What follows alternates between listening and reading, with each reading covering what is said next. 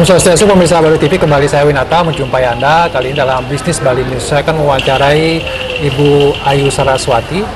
Beliau adalah manajer dari Krishna Oleh-oleh. Tentu kita ingin mengetahui perkembangan setelah 15 bulan kita diterpa pandemi COVID dan Bali yang sangat mengandalkan sektor pariwisata, termasuk juga bagaimana industri pasar oleh-oleh di Bali. Yang kalau misalnya sebelum pandemi itu tentu menjadi bisnis yang cukup menggiurkan. Tapi bagaimana setelah 15 bulan pandemi ini melanda? Sudahkah mulai ada pergerakan atau tidak? Kita sapa langsung dulu Mbak Ayu Saraswati. Om Swastiastu, Mbak Ayu. Ya, boleh dibuka dulu. Supaya Om Swastiastu. Supaya cantiknya kelihatan gitu ya. Semua. Kenapa gitu? Cek-cek. 15 bulan kita sudah tentu pasar oleh katakanlah begitu menjadi salah satu yang sangat terpukul karena sangat menggantungkan dari pariwisata, tamu yang datang. Nah, setelah 15 bulan bagaimana kondisinya terakhir Mbak Ayu, mungkin bisa cerita? Cukup berat. Cukup berat.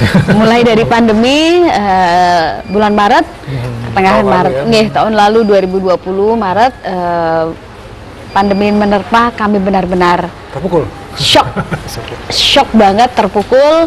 Di mana seluruh karyawan akhirnya dengan sangat terpaksa kita rumahkan, unpaid leave. Jadi karena benar-benar perusahaan kita tutup, kita tidak bisa berbuat apa-apa. Dan Krishna Sunset Tours khususnya kita baru buka tanggal 9 Agustus, padahal kita tutupnya dari bulan Maret. Agustus tahun 2020. 2020. Yeah. Dan kita baru buka di Agustus 2020, buka, tutupnya di Maret. Maret ya. Maret tutup.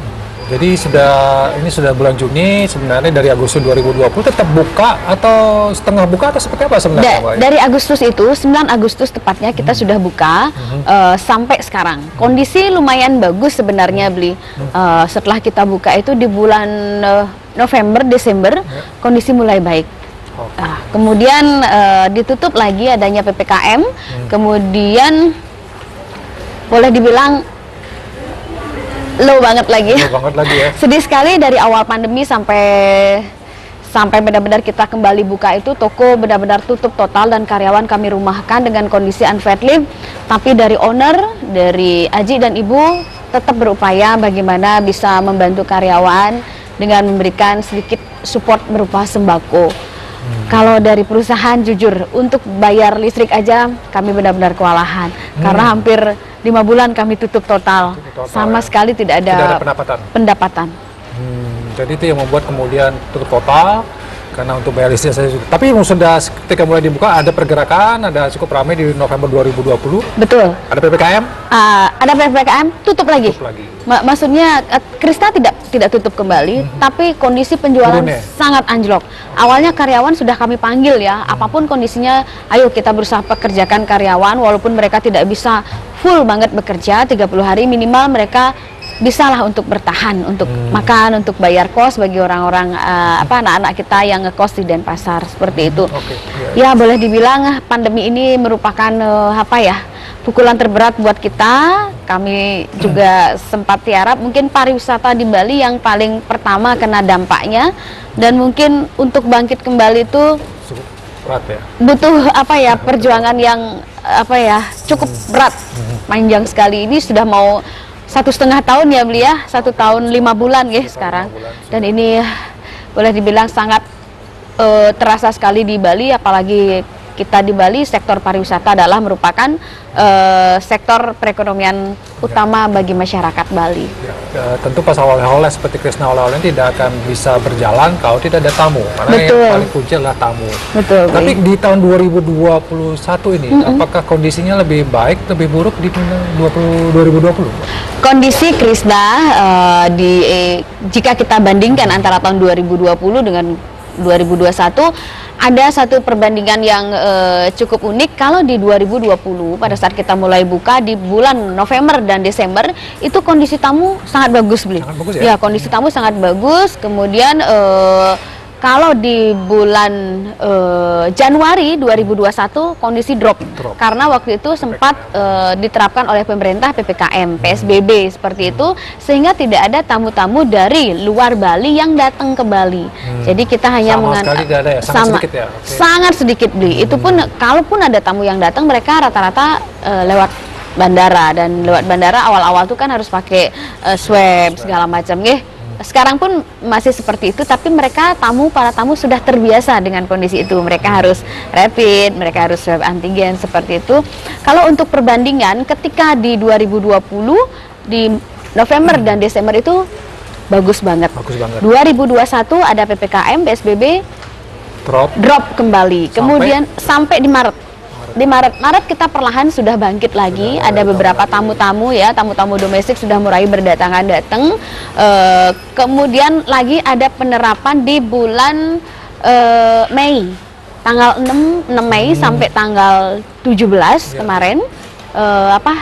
Sempat ada ditutup juga kembali baik dari darat maupun dari udara untuk mencegah terjadinya penyebaran COVID-19 yang lebih marak lagi karena liburan hari raya. Nah, itu kami benar-benar mengalami drop sangat-sangat drastis. Karyawan benar-benar terpaksa saya kurangi jam kerja mereka, lembur mereka kami tiadakan, jam kerja mereka terpaksa kami kurangi dengan sangat berat hati sebenarnya. Saya dan owner tuh selalu memikirkan bagaimana karyawan kami bisa bertahan hidup dengan kondisi uang yang gaji yang mereka terima hanya segitu. Kami pun juga sangat memikirkan hal itu, tapi kami berusaha berada di tengah-tengah. Yang penting masih bisa gaji karyawan, itu sudah cukup bagi kita. Kalau dari owner selalu menyampaikan nggak usah mikirin profit dulu lah, keuntungan dulu. Yang penting karyawan bisa kerja dulu, mereka bisa makan, itu aja sih. Jadi itu memang yang karena kondisi yang memaksa katalah begitu. Tapi kalau misalnya dibandingkan 2020 sampai sekarang, apakah pekerja sudah mulai ada yang masih dirumahkan atau sudah mulai total semuanya bekerja walaupun dengan katalah gaji yang menyesuaikan dengan kondisi katalah? Betul. Kalau untuk karyawan Tiang sendiri di Sunset Road sendiri itu awalnya kan karyawan yang bekerja pertama banget nih di Agustus itu yang bekerja sekitar 43 orang. Awalnya di sini 300 orang. 300 orang yang kami 43 orang. Hanya itu yang saya bisa lakukan. Kemudian di bulan Desember itu yang bekerja karyawan kami November dan Desember 127. Ya, sudah hampir setengahnya lah bisa bekerja. Saya mulai sedikit lega. Kemudian Januari drop lagi. Saya kurangi lagi jam kerja mereka. Bagaimana mereka, yang penting mereka bisa cukup makan sama bayar kos, itu aja. Kemudian di bulan Maret mulai ada peningkatan sedikit. Mei drop lagi di tanggal 6 sampai 17 itu benar-benar drop. Kemudian kemarin setelah dibuka kembali perjalanan antar kota, antar pulau dibuka kembali oleh pemerintah di tanggal 18 Astungkare. Kembali sudah ada tamu yang berdatangan kembali, karyawan kami sudah bekerja dan sekarang karyawan saya jumlahnya sekitar 117 orang. Target saya di bulan Juli Astungkare dilancarkan dan kondisi COVID segera menurun dengan adanya vaksin. Kalau karyawan kami semua sudah vaksin. Semua sudah vaksin 2 kali. Kita utamakan sekali apapun yang menjadi prokes atau aturan pemerintah, kita usahakan sekali untuk bisa mentaati hal itu. Nah, target saya di 1 Juli karyawan kami sudah bisa bekerja seluruhnya, walaupun mereka nggak semuanya 30 hari kerja, kecuali yang di level kapten wakapten itu berbeda karena mereka leader. Kalau staf-staf biasa paling tidak mereka 15 hari kerja lah paling. Tapi tentu itu akan memperhitungkan juga, artinya mempertimbangkan faktor-faktor di mana kalau jangan-jangan nanti pemerintah lagi menutupnya, ini juga akan menyesuaikan Bu Ade. Betul. Ketika nanti memang harapannya sih ada tanggal bulan Juli itu sudah mulai dibuka. Betul, harapan kami seperti itu. Jangan di PHP lagi gitu ya? Iya, kalau boleh sih ini harapan kami sih dari pengelola toko oleh-oleh. Ya, yang salah satu juga sektor wisata belanja ya bagi tamu-tamu yang datang kembali.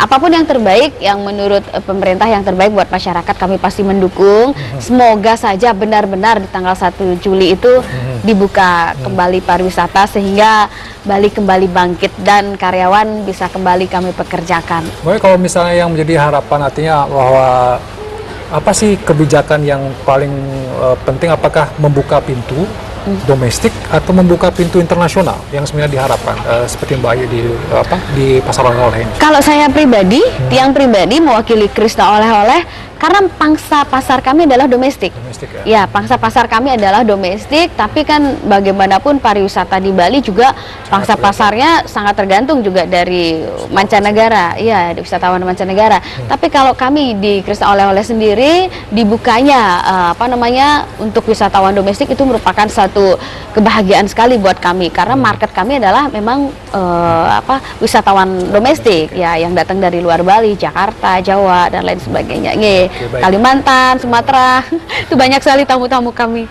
Yang sekarang datang sudah ada yang pakai bis atau masih pakai kendaraan pribadi saja? Sudah ada. Beberapa ada yang pakai bis, mereka lewat bandara. Lebih banyak sih lewat bandara.